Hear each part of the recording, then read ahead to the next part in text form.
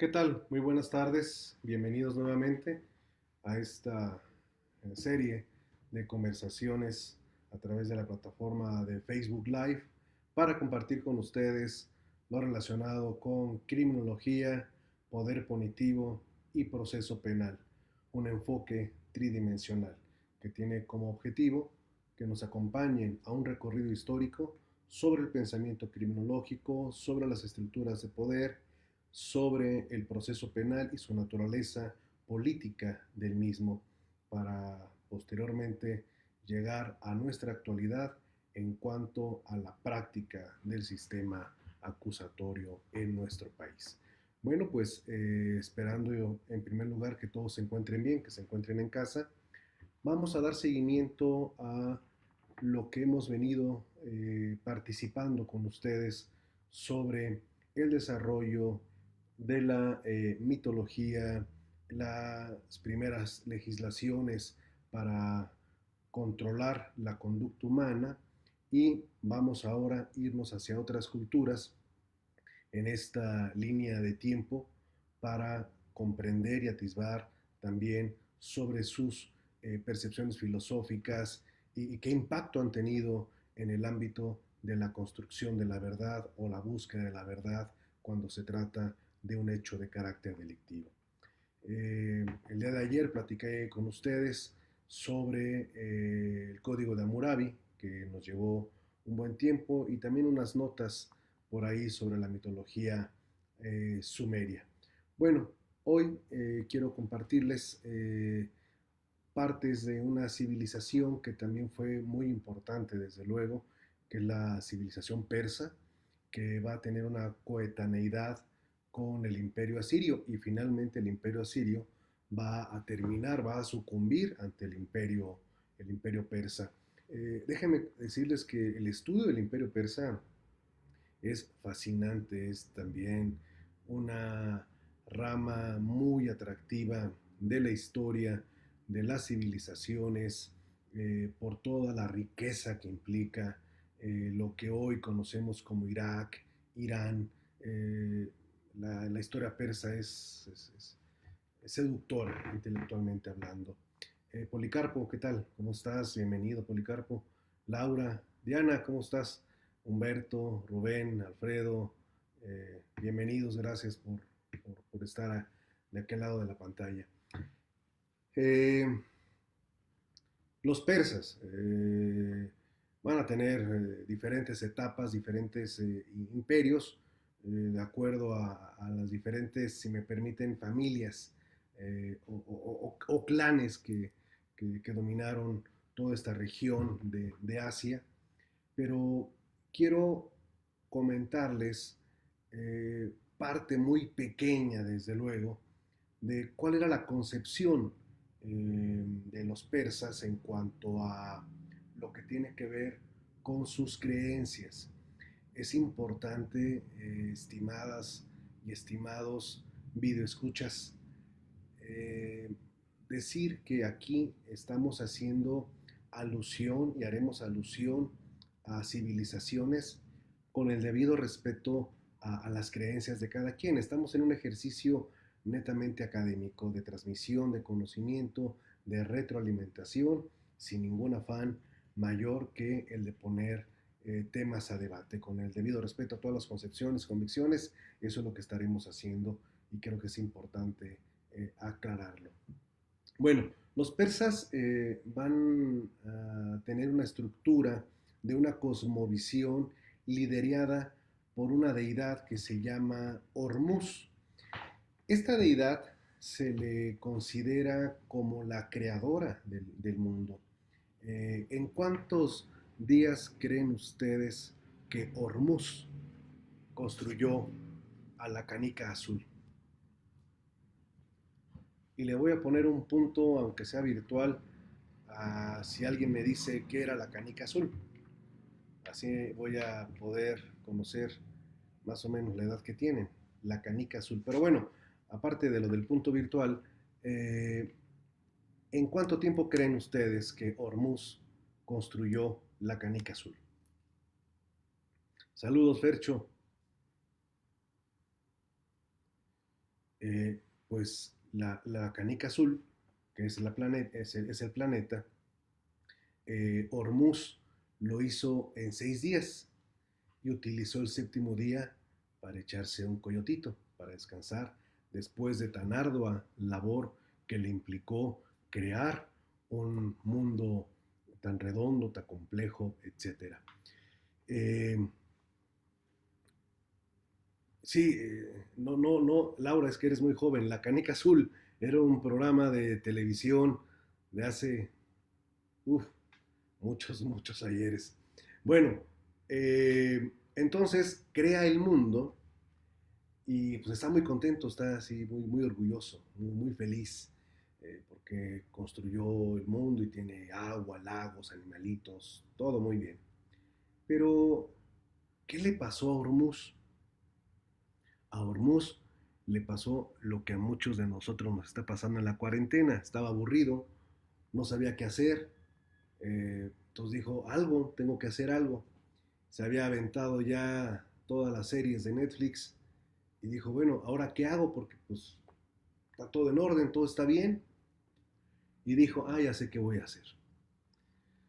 Voy a crear un adversario. Adversario. No se nos olvide esa palabra. Adversario. Voy a crear un adversario con el cual entretenerme para poderme pelear, para echar pleito.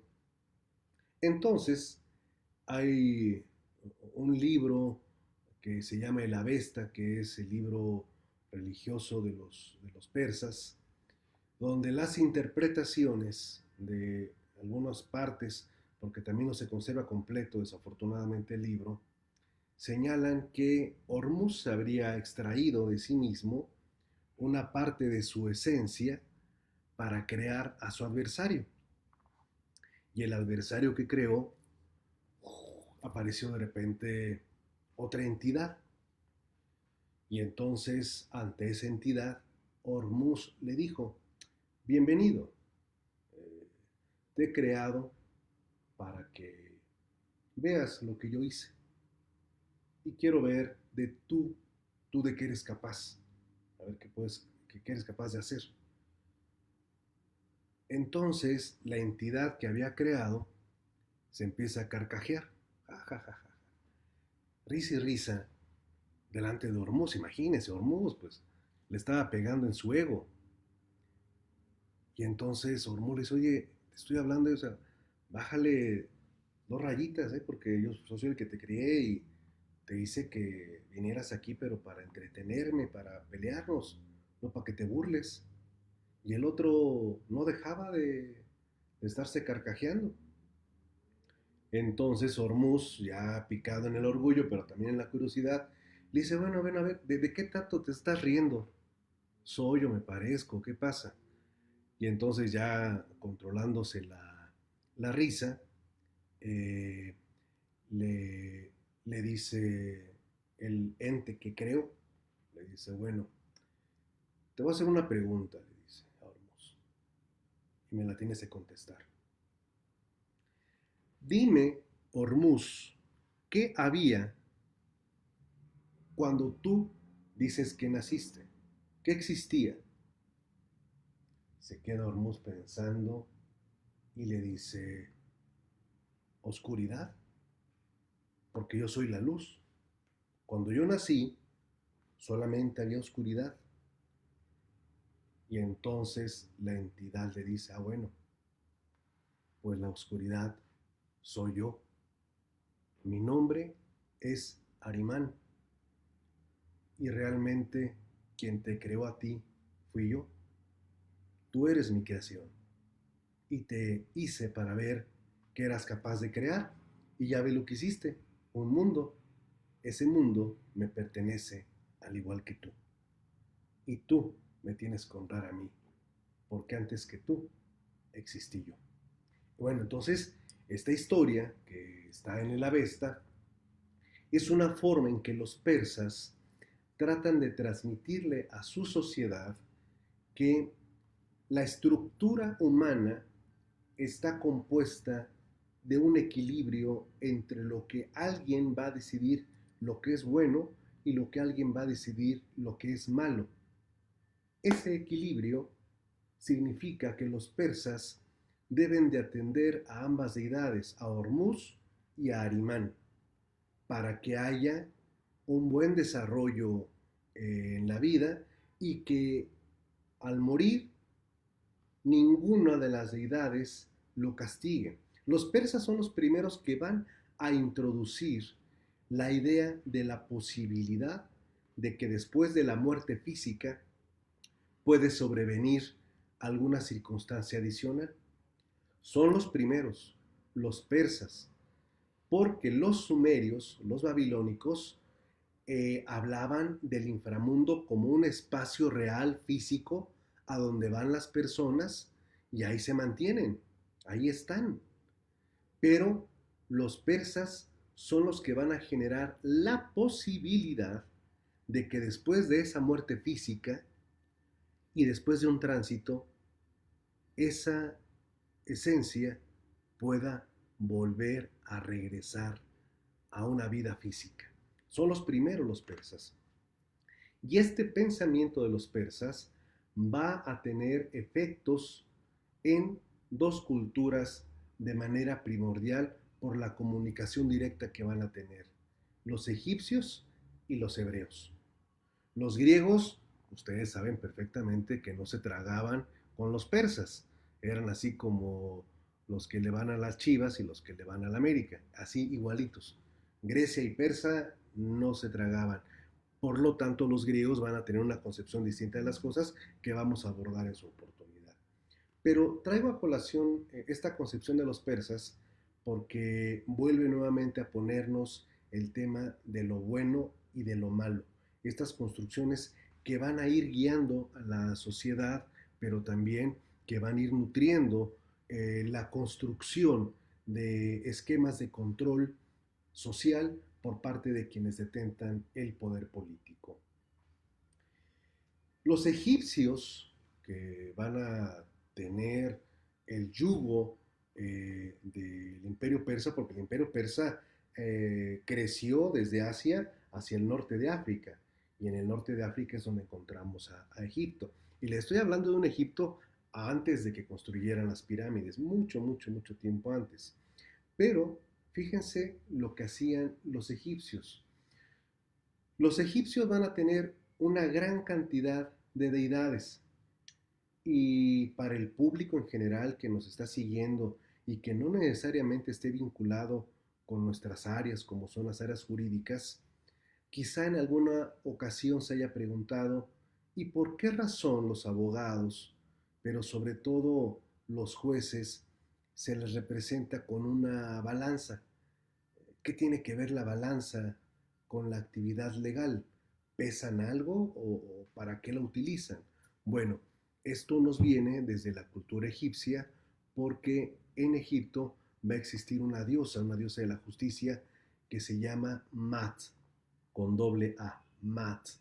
Y esta diosa era representada precisamente con una báscula, porque significa el equilibrio, el equilibrio, el equilibrio, el temple, que todo tiene que estar así, igual, igual, igual.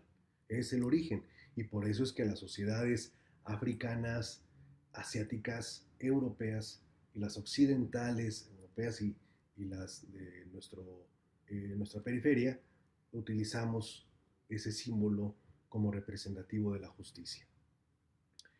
Entonces, los egipcios inculcaron a su sociedad que la persona, cuando pierde el hálito de la vida, no significa que ya haya terminado, no, sino que pasa a un estadio diferente, donde va a ser juzgado. La persona que muere físicamente pasa a la sala de jurados, donde va a enfrentar un juicio. Imagínense esta concepción tan interesante. Es decir, te mueres, ya la libré, ya, no, ya me le escondí de Coppel, del banco, de todo eso. No, no, no, no, no.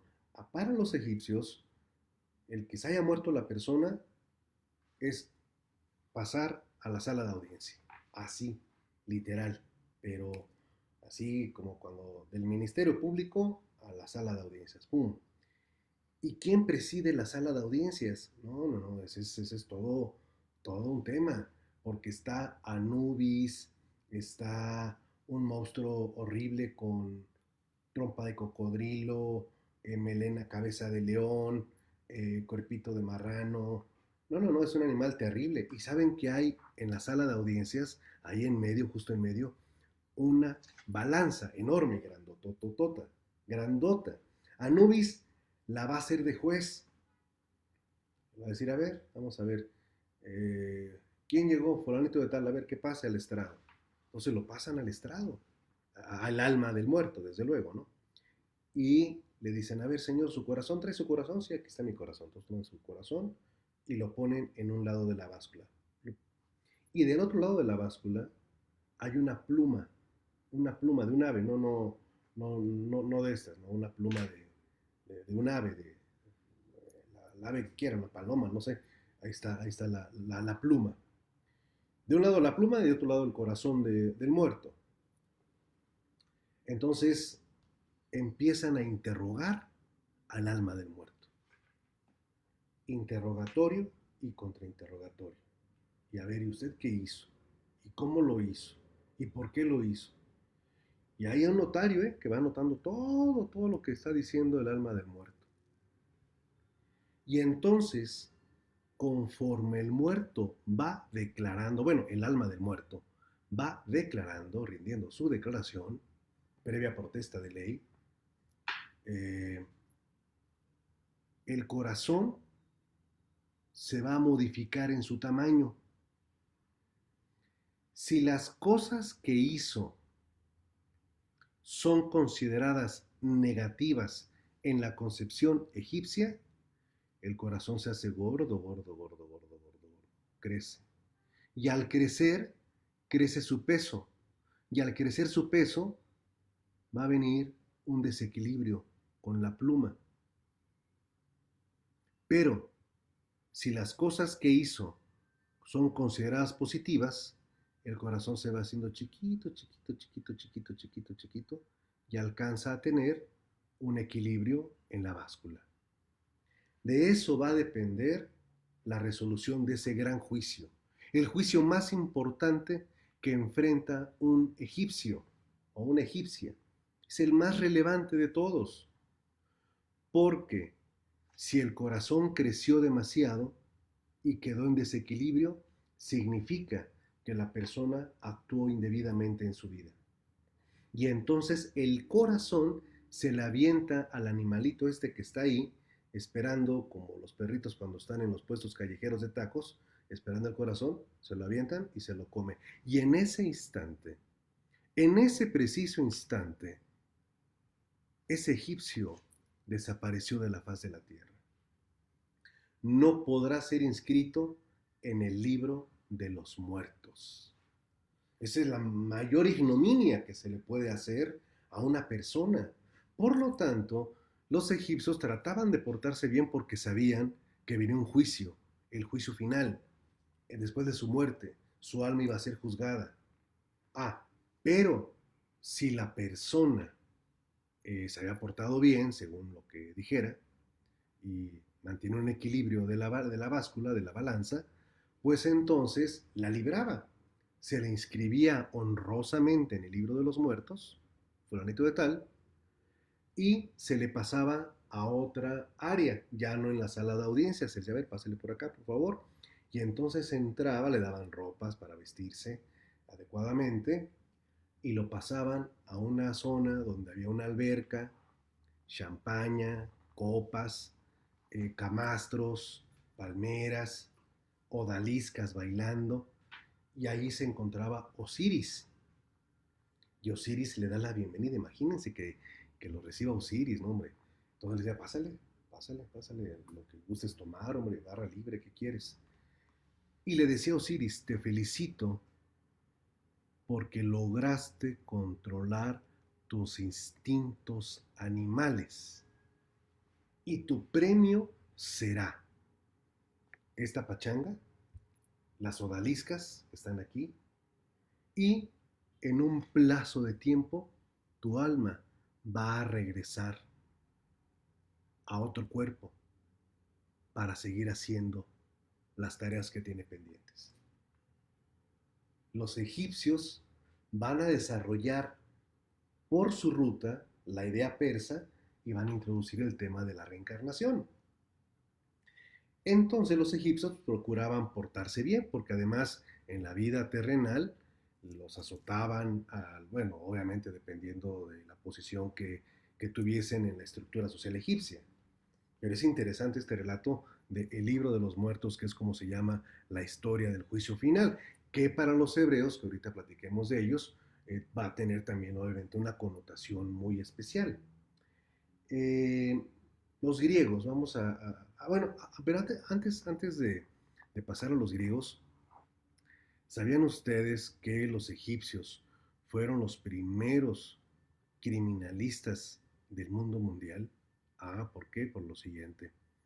Eh, Norma, ¿qué tal? Neubi, saludos. Mariana, ¿cómo estás? Les voy a decir por qué los egipcios son los primeros criminalistas del mundo mundial.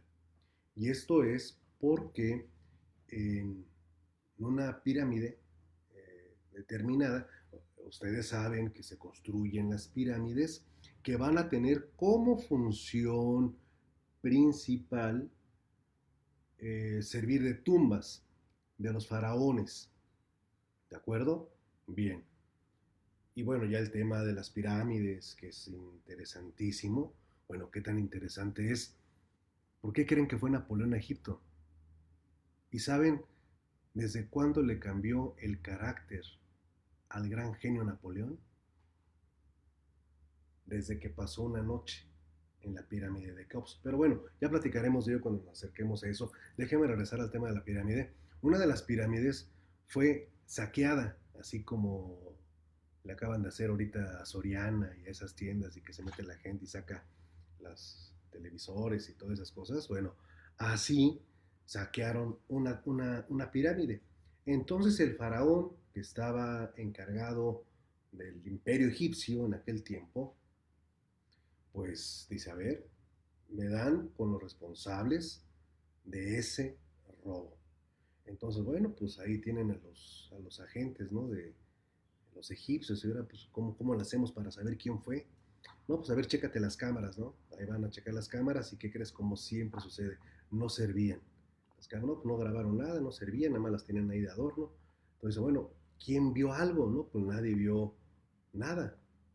Entonces, un egipcio vivo, vivaracho, dice, a ver, espérense, miren, pisadas. Hay pisadas en la arena, pisadas dentro de la pirámide. Dice, no toquen. Esas pisadas entran, salen, se pierde el rastro en la arena, cierto, pero hay marcas. Entonces llevaron los egipcios unas especies de canaletas para colocarlas a imagen y semejanza de esas huellas. Las arman, las llevan al lugar, las miden, ahí las ponen y les echan cemento. Una preparación. Y entonces queda como una especie de canoa, como una especie de chancla. Y salen con ellas. Y ahora le vamos a buscar quién tiene este tipo de pie.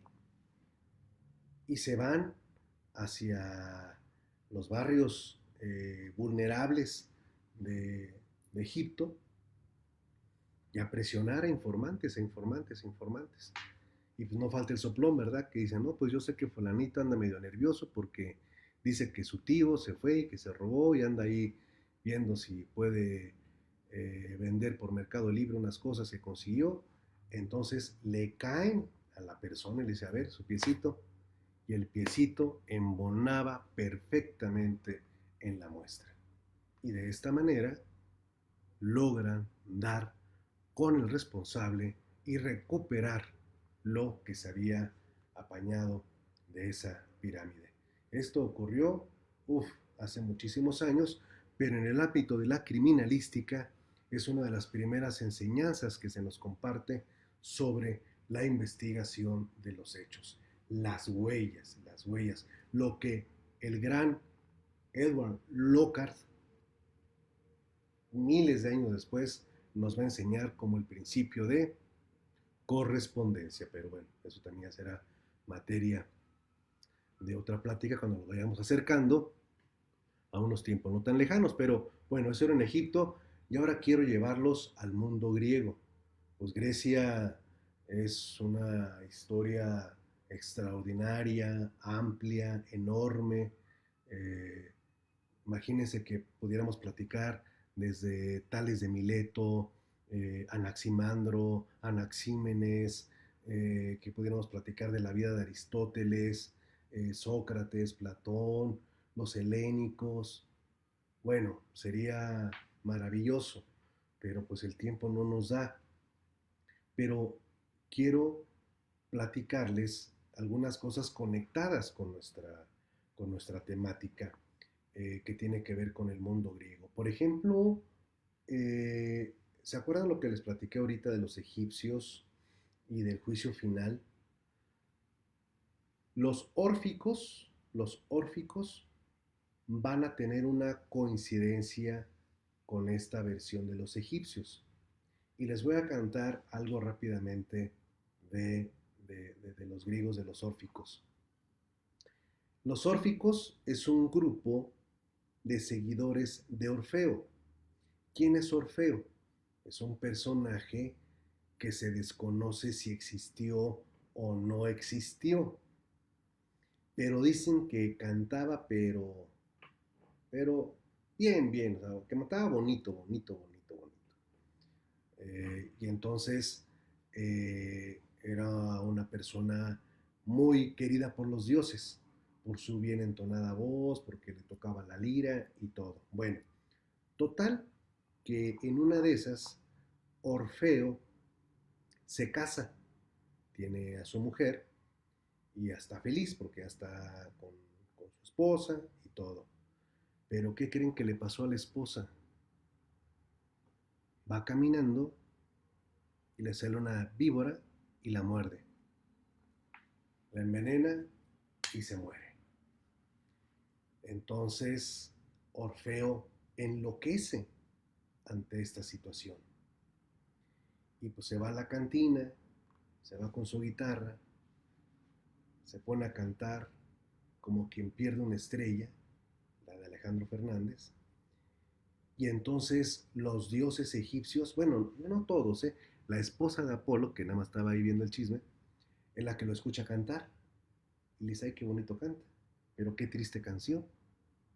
Luego se aventó la de Nube Viajera, de qué manera te olvido. Y entonces le dijo a Apolo, oye, pues no seas cruel, o sea, ve cómo está sufriendo Orfeo. Dice, bueno, ¿qué quieres que haga?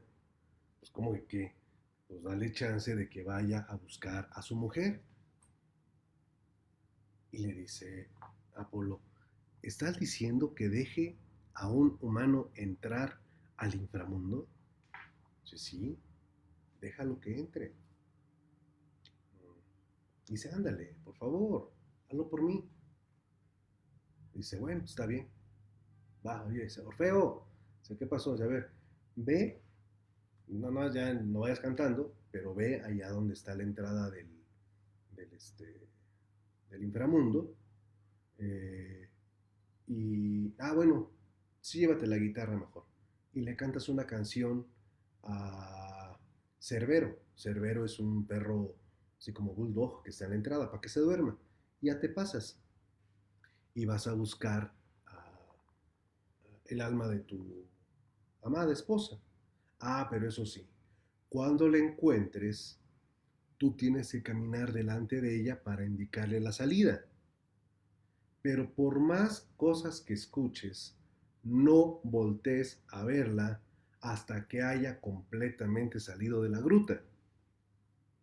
¿Te quedó claro la instrucción? Sí, sí, sí, sí. Ahí se va corriendo y llega allá a la entrada del, este, del inframundo. Estaba un letrero de neón, así de colores, que decía pase, inframundo. Y entonces llega, le canta una rola al perrito, el perrito se duerme, entra y encuentra a su amada. Entonces dice, vente, sígueme, sígueme, tú sígueme. Y la otra diciendo, yo pensé que ya la había librado, dice, pero bueno, entonces ahí va atrás de él. Y escucha gritos y ayes de dolor y todo, y él no se voltea, no voltea, no voltea, no voltea. Sale de la gruta y está esperando, pero pues ve su reloj y ya se tardó esta, ¿no? O sea, ¿qué sabrá? Se estará cambiando, se estará maquillando, ¿qué estará haciendo? Porque pues ya es muy tarde. Y la desesperación le lleva a Orfeo a voltear, y cuando voltea, a su amada le faltaba sacar un piecito de la gruta. Y en ese momento, ¡plup!, desaparece para siempre. Y entonces Orfeo se vuelve más loco, empieza a romper sus instrumentos, a gritar, a maldecir. Y bueno, pues esa es la tragedia órfica, que si le sonó parecida a lo que había hecho Ishtar cuando fue a buscar a el alma de su amado en el Averno, bueno, en el inframundo, esto les va a hacer recordar quién se pirateó muchos siglos después de esta historia para ponerles nombres de Virgilio y Beatriz, ¿verdad? Porque todo viene de esos tiempos de la antigüedad. En el ámbito de los griegos, vamos a encontrar, Jorge, ¿cómo estamos? ¿Qué tal, Juan Antonio? Saludos, Montse, Heriberto, Scarlett, eh, saludos. Eh, en el caso de los griegos, algo que nos llama la atención, desde luego tiene que ver con su sistema de gobierno, la democracia, democratos, también su aspecto de la cosmovisión, porque van a tener un montón de dioses. ¿Cuál es el principal dios? ¿Cuál es el primer dios de los griegos? El primer dios de los griegos se llama Caos, porque dicen que cuando no había nada, existía un caos. ¿Se acuerdan de Arimán, el persa, que decía lo mismo? Bueno, pues los griegos van a reproducir esto. Caos, Gea, Zeus, los hijos de Zeus y todo ello. Pero fíjense que todos los dioses griegos y diosas griegas, no van a ser más que representaciones o proyecciones de los instintos del ser humano. Revisen la historia de Medusa, Prometeo, el propio Zeus, que se disfrazaba de lo que fuese con tal de pues andar ahí seduciendo a mujeres. Entonces, en la filosofía griega hay una gran cantidad de secuestros, pedofilia, violaciones, homicidios, parricidios, traiciones. No, no, no, es incontable la lista de atrocidades que han cometido los dioses. Antropofagia, por ejemplo, el propio Zeus, ¿no? Se comió a sus hijitos. Eh, Hay un tipo que lo castigan, lo mandan a las profundidades, que se llama Sísifo. ¿Lo han escuchado hablar de Sísifo? México, nosotros somos los Sísifos de hoy. Y dirán, ¿por qué? Ah, bueno, porque Sísifo tenía como castigo el siguiente. Tenía que ir empujando una roca en rueda por una colina pronunciada, como la Cuesta de Enero. Así, tenía que ir subiendo. Y ya cuando lo lograba llevar a la cima, la rueda volvía a bajar. Y otra vez a empezar. Así la historia de México, ¿no? Siempre creemos que ya salimos de una crisis y nos llega el coronavirus y saldremos de esta y a ver qué otra cosa nos llega. Bueno, toco madera. Pero bueno, entonces hay otro tipo. Esta es muy buena, les voy a decir por qué es buena esta. Procusto. Esta es buena porque en los ámbitos legales llegamos a hablar del síndrome de Procusto. Procusto era un bandido que se escondía en las montañas y que terminó dándole posada a los viajeros que atravesaban esas montañas. Pero era tan desgraciado, Procusto, que les decía, yo te doy hospedaje, pero te tienes que acostar en mi cama. Ah, pues muchas gracias. Entonces se acuesta en la cama y si la cama le quedaba chiquita al viajero y le sobraban pues, sus piecitos o las patitas, pues porque estaba chiquita la cama, Procusto llegaba y le decía, no te preocupes, ahorita lo resolvemos.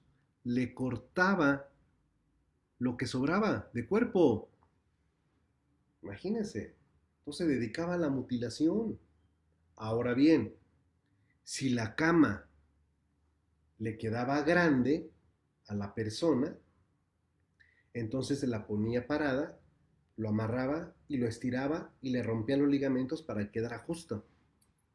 Imagínense lo cruel que era Procusto. Ahora, ¿por qué utilizamos el término síndrome de Procusto en el ámbito penal y en el ámbito judicial?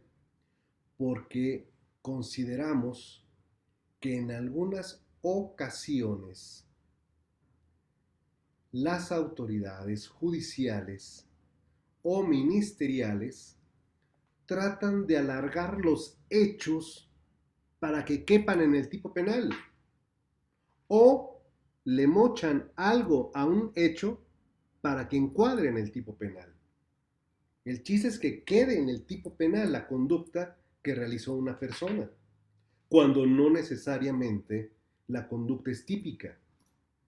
Pero la construcción del hecho la hacen de tal manera que parece que están replicando el síndrome de Procusto. Entonces, por eso es que existe esta anécdota. Y afortunadamente, Procusto terminó mal sus días, porque ahí les voy a dejar de tarea, a ver si alguien me dice acá en el chat, quién fue el gran viajero que, conociendo la historia de este desgraciado, y le dice Procusto, acuéstate en mi cama. Y él le dijo hábilmente, primero acuéstate tú, a ver si cabes. ¿Eh? A ver si alguien acá por el chat nos podría compartir quién fue quien libró a los viajeros de este abominable sujeto. Eh, Heriberto, saludos. Pepe Alzati, ¿cómo estás? Israel, Mari Carmen, Cheli, Monse, Ranferi. Bueno, entonces, esto es lo de Procusto. Y bueno, hay una gran cantidad de historias de la filosofía griega, pero les voy a contar esta. Esta tiene que ver con lo siguiente. Grecia, como ustedes saben, estuvo en guerras constantes con Persia. El imperio persa siempre quiso hacerse de todas las islas griegas por la posición que tienen. Entonces las guerras eran constantes, constantes, constantes. Grecia tenía que crear filósofos para dominar al mundo, para que enseñaran a las gentes, pero también tenía que tener guerreros militares, porque habían enfrentamientos constantes. Hubo un general buenísimo, muy, muy bueno. Ese general se llamó Agamenón. Este señor Agamenón estaba casado con una mujer que se llamaba Clitemnestra. De este matrimonio tuvieron un niño. Este niño se llamó Orestes. Y el papá, el general Agamenón, tenía que salir constantemente pues, a ir a pelear en las guerras que le correspondían. Y esas guerras pues, eran larguísimas. O sea, imagínense nada más trasladarse de un punto de Grecia a otro, pues las distancias para recorrerlas eran brutales. Ah, bueno, pues hablando de guerras, hubo una con los persas que se desarrolló no navalmente, porque los persas dijeron, a lo mejor en el agua nos van a querer dar vuelta a los griegos, vamos a hacerla en tierra firme. Y entonces los persas mandan a avisar a los griegos pues, que van a darles con todo. Y una práctica de las tácticas de guerra, desafortunadamente, es que los ganadores violan a las mujeres de los perdedores para dejarles su semilla genética y los descendientes ya no sean de los perdedores, sino de los conquistadores. Entonces, cuando los griegos se preparan para esta batalla púnica, le dicen a sus mujeres, si para la caída del sol de tal día nosotros no hemos vuelto, significa que perdimos la batalla. Y ustedes tendrán que matar a nuestros hijos y matarse ustedes mismas para que no sean víctimas de estos conquistadores. Bueno, pues así eran las cosas en aquel tiempo y entonces se van a esa pelea que se desarrolla en una planicie que tiene ciertas ondulaciones que aprovecharon los griegos para poderse parapetar, porque era más el imperio persa, eran más los guerreros persas que los griegos, pero al final del día en la batalla estaban duro con duro y dale, hasta que afortunadamente por estrategia los griegos logran derrotar a los persas. Era un vaticinio inesperado. Decían, no, pues, todas las apuestas estaban echadas a los persas, pero los griegos logran derrotarlos. Pero cuando se dan cuenta que han terminado la batalla y ven el reloj, dicen en la torre, ya va a caer el sol. ¿Y ahora qué hacemos? El peor escenario era ese, haber ganado, pero no poder avisar a sus mujeres y quedarse sin mujeres y sin hijos. ¿Se imaginan la tragedia que eso significaba? Entonces, uno de los soldados que había estado combatiendo se ofreció de voluntario para irse corriendo, corriendo, corriendo, porque ya pues, se habían quedado sin saldo en los teléfonos, se les habían descargado, pues imagínense, la batalla había durado más de 24 horas, entonces pues, ya no tenían ni cómo mandar un WhatsApp, y entonces el soldado dice, yo voy, dijeron pues, órale, y ahí se va, corre, corre, corre, corre, corre, corre, corre, corre, corre, corre, corre, corre, corre, corre, y llega al centro de Atenas, cuando ya las mujeres estaban yendo con los hijos hacia los riscos, para decir, Grecia, la victoria es nuestra. Y ¡pum! Cayó muerto en ese instante. Pero este guerrero fue un héroe porque salvó a las mujeres griegas y a los hijos. ¿Saben cómo se llama el lugar donde fue esta guerra? Se llama Maratón y es precisamente la batalla de Maratón, la que les he platicado. Y precisamente en honor a este soldado y a esta batalla es que la distancia que existe entre la ciudad de Maratón y Atenas, que son 42.5 kilómetros, y lo que corrió este soldado es que en las justas olímpicas que se van a inaugurar posteriormente, el maratón se convierte en la principal prueba en honor a esa batalla para los griegos. Hoy en día los maratones pues se siguen corriendo, afortunadamente, ahorita no, pero se siguen corriendo y ese es el motivo de esa distancia. Pero a ver rápido, porque si no se me va a ir el tiempo, entre tanto chisme les voy a contar otra historia. Pues estaba hablándoles de Agamenón, Clitemnestra, su hijo Orestes, y que Agamenón agarró y se fue a pelear. Entonces, pues también se fue, no se llevó el cargador, no tenía cómo comunicarse con la señora, y pues la señora pues está ahí un poquito pues medio inquieta, pensó que pues ya se le habían quebrado a su marido, y bueno, pues por ahí andaba un oficial del gobierno ateniense que le estaba echando el ojo a la señora, que pues no estaba de mal ver, y pues aquella pues sola, en la dejadez, en la abandonancia, pues entonces dio su bracito a torcer y entonces empezó a tener una relación con el oficial gubernativo. Y pues ahí se veían, hacían sus cositas y de repente que le va llegando un mensaje en Telegram ahí a la señora, le dice, ahí voy para la casa, en la madre, le dice, pues, salte, dice, porque ahí viene aquel. Dice, pero pues ¿cómo? Dice, no, pues que es que sí, que está vivo. Dice, oye, pero pues ¿y tú y yo qué? ¿Cómo vamos a quedar o qué? No, me dice, mira, vamos a hacer lo siguiente.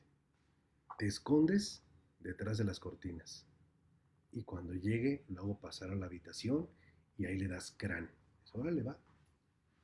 Y efectivamente, pues llega el general Agamenón, pues todo ahí, contento, feliz de que llega a su casa, esperando que lo van a recibir ahí con cena, con mariachi y todo, y no, ¿cuál? Dice, a ver, pasa a la recámara. Y el otro, pues pensando otra cosa, pues pasa a la recámara y crán, sale el otro y le clava la espada, y todo lo presencia Orestes. Y entonces termina viviendo el asesino con la mamá en la casa de Orestes. Y Orestes empieza a crecer, ahí a los 10, 12 años entraba ya a la milicia, entra a la milicia griega y sorpresota porque salió igual de bueno que el papá. Bueno, qué tan bueno salió que apenas tenía como 16, 17 años y lo hicieron general. Y ahí se va a pelear y todo, y es famosísimo, y el general Orestes y todos. Pero todos sabían su historia, o sea, lo que le había pasado, cómo habían matado a su papá. Entonces una vez regresa a la casa materna, ¿y qué creen que hizo? Le dio crán al homicida de su padre, pero de paso, como andaba en oferta, le dio crán a la mamá también. Se echó a los dos. para defender el honor de su padre. Y ya, terminada la labor, dijo, ya estuvo, ya vengué a mi padre, maté a los dos y listo. Bueno, pues se va saliendo apenas de ahí del lugar de los hechos, cuando se le aparecen tres entidades que, ay nanita, porque esas sí eran de Mello, eran tres entidades que no se les podía nombrar porque con solo nombrarlas se traía la mala suerte. Pero eran tres tipas de lo peor, de lo peor, de lo peor. Y le empiezan a decir, tú mataste a tu madre. Y como tú mataste a tu madre, eso es un matricidio y tienes que morir. Ahora tú te tienes que matar. Y le hablaban aquí en el oído, ¿no? Se le aparecían estas mujeres reclamándole. Vean qué maravilla de obra. Ahí está la mamá de rojo. ¿La ven? Con la espada clavada. Y las tres que están atormentando a Orestes. Ah, qué cuadro tan hermoso. Hermosísimo este cuadro. Eh, entonces, pues lo van atormentando, ¿no? Le van diciendo, tú la mataste. No te hagas, tú la mataste, le dice. Bueno, y entonces aquel desesperado invoca a Apolo. Dice, Apolo, Apolo, ayúdame. Y entonces el dios Apolo le dice, ¿qué pasó? Es que mira, me están atormentando estas señoras. Y les dice, a ver, ¿qué traen ustedes? Y las señoras, ¿qué dice? ¿Tú qué te metes? Dice, ¿qué tú lo vas a defender? ¿No sabes lo que hizo? Mató a su madre. Y Apolo, ah, caray, ¿a poco sí? Sí, claro que la maté. ¿Y por qué la mataste? Pues por esto. Ah, sí es cierto que tu mamá y aquel. Sí, de esa historia. Entonces les dice Apolo a las mujeres, espérense, tranquilas. Pues tenía razón en hacerlo. Le dicen, a ver, ¿tú vas a tomar partido por él? O sea, si tú vas a tomar partido por él, tú no puedes juzgar, porque ya estás de su lado. Y Apolo se voltea y le dice a Orestes, ponte los tenis, pero ahorita, dice, pero movido, dice, ponte los tenis y yo ahorita veo, te saco un amparito, una suspensión, pero pélate, porque está difícil la cosa. Y cuando estés en un lugar seguro, invoca a Atenea. Pídele el amparo y protección de la justicia federal a Atenea. Y se pone los tenis el Orestes y se va corriendo. Hombre, en lo que el Apolo está entreteniendo a las tres. No, es que miren, vamos a ver. ¿Cuál es su teoría del caso de ustedes? A ver, vamos a ver su código de evidencia. A ver, no, pues aquellas dijeron no, que este nos está haciendo majes, ¿no? Y se le van, y ahí van correteando al Orestes. Y Orestes llega a un lugar de una isla donde invoca a Atenea y Atenea aparece y le dice, ¿quién me llamó? Dice, soy yo. Ah, hijo, todo el gran general Orestes, hijo mío, ¿qué se te ocurre? ¿Qué se te ocurre? ¿Qué se te ofrece? No, pues fíjate que me andan correteando. ¿Quién? Y en eso aparecen las viejas estas, pum, le aparecieron y luego, ¿cómo saben que estoy aquí? Y le dicen, porque estás dejando en el camino el aroma de la sangre de tu madre. Por eso dimos contigo. Y entonces llega Apolo también, ¿no? Así derrapándose en su moto, y llega y dice, a ver, ¿qué pasa aquí? Y entonces todos empiezan a hacer uso de la palabra, ¿no? Que acá, que allá, que esto y que lo otro, que yo tengo la razón, como pasa en las audiencias, ¿no? Entonces dice Atenea, a ver, se me callan todos, o los mando a sacar de aquí. Tú, Apolo, me vas a convocar a los 500 ciudadanos griegos que se destaquen por sus virtudes y los vas a llevar allá arriba del cerro, allá en la punta del cerro ese. En esa punta del cerro, allá los vas a llevar, en ese lugar que se llama Aerópago. Y ahí se va a llevar a cabo el juicio. Y el juicio va a seguir las siguientes reglas. En primer lugar, se va a escuchar la acusación a cargo de estas tres señoras. Después, hablará el defensor, que eres tú. Por último, hablará el acusado. Cerrado el debate, los 500 atenienses emitirán su veredicto. Dicho y hecho, Apolo consiguió a los 500, se llenó el auditorio, pusieron el estrado, hicieron las pruebas de audio y video, listo, y empezó la audiencia. Entonces ya el oficial de sala salió a ver quién acusa, señoras, a ver qué tienen que decir. Ya y se avientan ante el auditorio, no, este desgraciado mató a su mamá y debe de morir, porque las leyes griegas así castigan el parricidio, el matricidio, y aquí exigimos que haya perspectiva de género, porque a la mujer se nos ha sometido, bueno, y todo eso. Y ya cuando terminaron, empieza Apolo. Se oiga, señores, como dijo aquel presidente, ¿no? Aquí les pregunto, ¿y ustedes qué habrían hecho? Dice, pues el señor defendió el honor de su padre. Pues sí, también le dio crono a la mamá, pues porque también la mamá tuvo que ver. O sea, esto es una legítima defensa del honor. No hay aquí, no se le puede hacer ninguna imputación y ahí se aventó, ya saben, ¿no? Que la imputación objetiva, que la posición de garante y todo eso, se aventó todo su rollo. Y ya cuando le dan el uso de la palabra a Orestes, dice, bueno, pues que yo defendí a mi padre. Es lo único que hice, defender a mi padre. Los 500 griegos se hacen bolita, hacen la votación, pero se están tardando, ¿no? Se tardan y se tardan y se tardan y se tardan. Y de repente un vocero de los 500 llega con Atenea y le dice, oiga jefa, ¿qué creen que pues tenemos un problemón? ¿Cómo que un problemón? Dice, sí. Dice, ¿por qué? Dice, porque estamos empatados. 250 estamos por condenarlo y 250 por dejarlo en libertad. Cuando escuchan esto, las tres señoras estas le dicen, ya ves, Atenea, tú tienes el voto de calidad. Condénalo porque es culpable. Atenea se queda pensando y le dice, a ver, les tengo una propuesta mejor.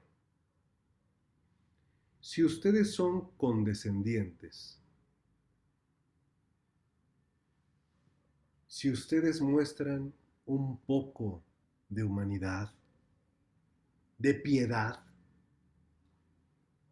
y permiten que Orestes quede libre, les cambiaré a ustedes el nombre y permitiré que el pueblo griego las invoque ya sin temor y que les rindan tributo. Y serán llamadas las piadosas. Entonces aquella así como que, uy, imagínate, ya nos van a poder nombrar, nos van a hacer fiestas y todo. Hacen su team back y dicen, no, pues sí, jala, ¿no? Jalamos. Entonces le dicen a Atena, sí, jalo, sí va, adelante. ¿Ok? Entonces a partir de hoy se van a llamar las Euménides. ¿Ok? Orestes, quedas libre. Apolo, a partir de hoy te instruyo para que todos los hechos de sangre sean juzgados de la manera en que te he instruido y cómo ha sido este juicio.